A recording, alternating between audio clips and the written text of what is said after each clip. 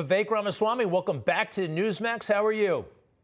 Good to see you. How you doing, Greg? Terrific. Hey, listen, we don't know too much about you. Let's spend a little bit of time. I mean, you've got a long campaign trail. You're a brilliant critic of woke culture. We'll get to that.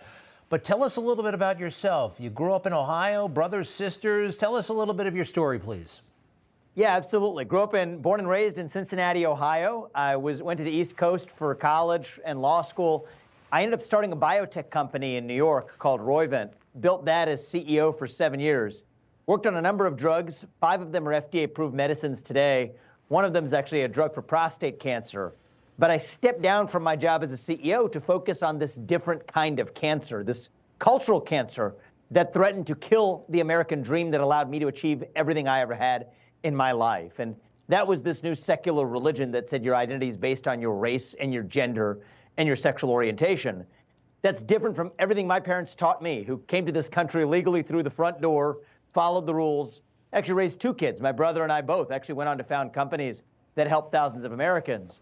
And I think that while immigrants like that bring a lot of value to the country, I think one of the things we've forgotten in this country already is the values that made America great. And so that's a big part of why I'm running for president, but I'm also doing it from a position of, I would say, personal strength with a family. I'm married with 2 children here at home in Columbus, Ohio, where we live today. I've had the chance to live that full arc of the American dream. I feel like this is my version of asking how I can make the maximal contribution to the country that allowed me to live the life that I have. I genuinely feel grateful to this nation. And as I look in the mirror and ask myself, what can I do? I want to deliver an answer to the question of what it means to be an American today. Something that most people my age, I'm 37 years old, I was born in 1985, most people my age can't even answer. And the last thing I'll say about this, Greg, is if I had been born 20 years later, I worry that my story, my dream would have been impossible.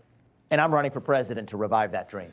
Vivek, tell us a little bit about the drugs that you produce. I think you said 5 of them, 1 FDA approved. Have we heard of them? What are their names? And, what do they do? Yeah, so we worked on a number of development stage medicines. 5 of them, some succeeded, others failed. The 5 that are FDA-approved medicines that I oversaw span a wide range of disease areas. One's an approved drug for psoriasis. Another one, as I mentioned, for prostate cancer. One for women's health and endometriosis and uterine fibroids. One of the more notable drugs that I had a chance to advance in development in my tenure at Roivant was actually a rare genetic disease in children, a therapy for that, where 100% of those kids died by the age of 2 or 3. And the drug that we developed allows them to live a life of hopefully normal duration. And so those are FDA-approved products today. I'm incredibly proud of that. We sold off a batch of those products to another pharmaceutical company that markets them today. Roivant, the company I founded, markets the drug for psoriasis. But I have to say that while there are many people who can effectively develop drugs, many people in that elite world of tech and biotech that I was in were really afraid to say in public what they really thought in private when it came to some of these cultural issues. And that's a big part of why I stepped aside from my job as a biotech CEO and embarked on the journey I've been on for the last couple of years. One of the reasons why you're being taken rather seriously is your academic credentials and your wealth. But we got to kind of take your word for it regarding your wealth, I guess. I mean, I'm hearing $500 million from your staff. Is that accurate? Are you worth $500 million? And forgive me for doing this. I mean, look, you're running for president. I mean, to be honest, go ahead. Well, if you don't mind, I want to know how much you're worth, and also, will you self-fund? You mentioned last time. I mean, it takes probably $1 billion or more to run for president successfully. You're not going to be able to self-fund all the way if you go all the way.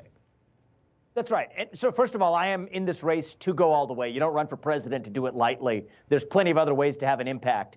If you're going to do this, and my wife and I both looked ourselves in the mirror to make sure we're ready for this, we're going the distance. We want to take this all the way through the White House.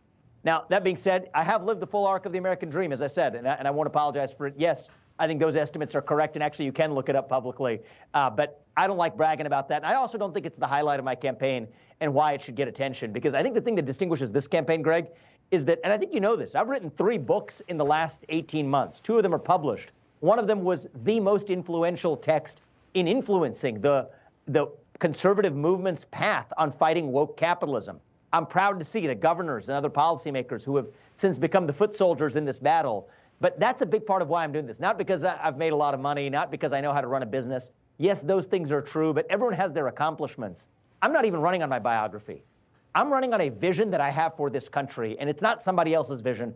It's a vision that I've personally developed, and I think it is the most potent tool to fight this woke cancer in America by offering a vision of American national identity that runs so deep that it dilutes these secular religions to irrelevance. And people have heard me travel the country. I've been to over half the states in the last couple of years, who have heard me on television, even Newsmax and other programs, will know that actually, while, yes, I do have money to fund this campaign and to get this started in a meaningful way, that's not the most distinctive thing about this campaign. It is the vision and the specificity of the policy proposals that I bring to this campaign. Hey, I got to call already. time out. Vivek, we got a commercial break, but do me a favor. We got extra time. Stay with us, all right? We'll be back in very quickly and more with Mr. Ramaswamy.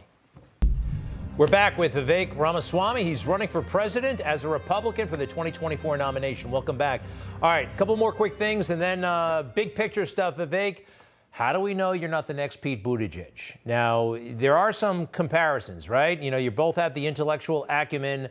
He made a big splash running for president, and now he's a cabinet secretary. I mean, I'm wondering, some are wondering if that's your game plan.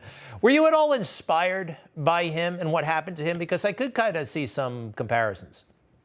I've actually been demotivated by what's happened to him because it's so disappointing to watch. Somebody who is young, who's had a great education, who actually is reasonably well-spoken, go on to be as incompetent as he's been in that role. I think it's disappointing when you think about, even if you're a Democrat, you want generational change. Somebody who takes over as transportation secretary and screws up everything from airplanes to trains to, I hope, God forbid, something else next. I think that's actually been a big disappointment. So I don't see that as an analogy. I think people should appropriately be skeptical of any new person who comes onto the scene.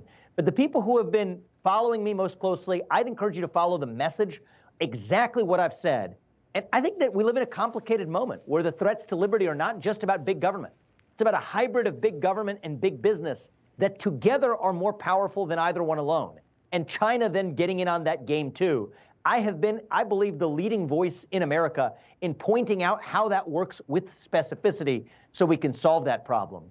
And the other thing is I've actually not just been a commentator, I've actually done something about it. I founded a company called Strive to compete directly with the likes of BlackRock, State Street, and Vanguard, to set corporate America straight, to tell them unambiguously, using shareholder power, to knock it off with the politics and go back to focusing on making products and services for profit. So I encourage everyone to judge me both on the content of the vision I've put out in the countless editorials, essays, books that I've written over the last several years, but also what I've done as a man of action through the market to solve that problem too. And I think that this race ought to be, in the first year, not even about the who. It should be about the what and the why. What do we stand for as a conservative movement? What do we stand for as a Republican Party? What do we stand for as Americans? And I expect to lead the way in defining that agenda. I believe I already have with some of the policy proposals I've put up, and I'm going to continue to do that in the year ahead. Nikki Haley, as you know, she's a competitor of yours. She's running right now. I want to show you, and I don't know if you've seen this, but this is her intro video. And this is the very first thing she said when she announced that she was running for president. The railroad tracks divided the town by race. I was the proud daughter of Indian immigrants. Not black, not white. I was different. But my mom would always say, your job is not to focus on the differences, but the similarities. All right. And my parents reminded me. It was the first part there, not black, not white, different. Quite frankly, I don't know if that was really uttered in the House. Who knows? Maybe it was. Look, you're not woke. I'm not woke. I was kind of turned off by how it was all about, the very first thing she said, it was about, you know, skin color. But I want to ask you, your ethnicity, do you think it gives you a special avenue, a special lane in this race? You know, you got to have a story to tell, and everyone's looking for a lane. Everyone's looking for a niche. Does it give you any kind of advantage? Let me be really clear. I could care less what your race is, what your gender is, what your skin color is. You should be judged on the content of your ideas, your contributions, and what you do. I want to be judged on my vision. My vision is my lane. If you want to have some fun with it, Greg, you put up that intro video from Nikki Haley. Put one of my intro video on later in your show, and people can judge side by side, where one is about the vision and actually the content of the ideas and policy proposals. Whether or not you agree with me, at least you'll know what I think. Well, Vivek, Right. Right. Vivek, we have you on for 2 segments. We may or may not get to the video. Okay, so that's all right. All right. One other but thing. What I would say is, throw the identity politics out the door. That's my point. Whether you're Republican or Democrat, let's just be done with this identity politics. It's actually part of one of my top campaign promises is to eliminate affirmative action in America, which the president can do. Republican presidents haven't done it yet. That's a political hill I'm willing to die on if that's what it comes to. And we need people with that kind of courage actually taking the White House. That's why I'm running. Did you think about running for governor or senator? I mean, you know, life is long. You're 37 years old. You got a lot of money in the bank, and amazing talent. These books, your business success. What's the rush? So it's a good question. I did think of running for Senate a couple of years ago for the last seat in Ohio. I actually decided not to. For me, being one of 100 was not the right way to actually drive cultural change in this country. That's why I ended up writing the book, starting the new business that I did with Strive and otherwise. But if this was about me and my political career, you're right. That would absolutely make the most sense. But it's not. I don't even aspire to be a politician, actually. For me, actually, it strikes me as somewhat unpleasant to be a politician, to be honest with you. But the reason I'm running right now is I think we live in this moment today when our country is in this national identity crisis, where most people my age, really any age, cannot answer that basic question of what it means to be American. I have a vision of what it means to be a citizen of this nation. And I also think we're working within a short window to seize our opportunity to declare independence from China, something I've repeatedly called for. And I have a clear vision of how to do it, but I worry we're running out of time. So I'm running in part because I think my vision and my mission and my policy agenda is the right one for this moment. When I didn't see somebody else stepping up to that challenge, I said, you know what? This isn't about my political career. If you're actually going to have an impact and shape the country and revive the country for the better, this was my #1 way to do it. And I intend to do it all the way through the White House, because you're only going to have that impact, not just by running and spreading your ideas, but by actually delivering on them, which is what I pledged to do. And I'm staring at the board behind you, and it says Vivek. But I do want to ask you, some people say Vivek, some people say Vivek. What is it? Thank you for asking. It's Vivek like cake. That's the easiest way to remember it. Vivek Ramaswamy, to be continued, sir. Many thanks. And go to, let's see here, Vivek2024.com. Vivek2024.com. Vivek, I was saying it right the first time. Thank you very much. Thank you. Okay, to be continued. We'll be right back.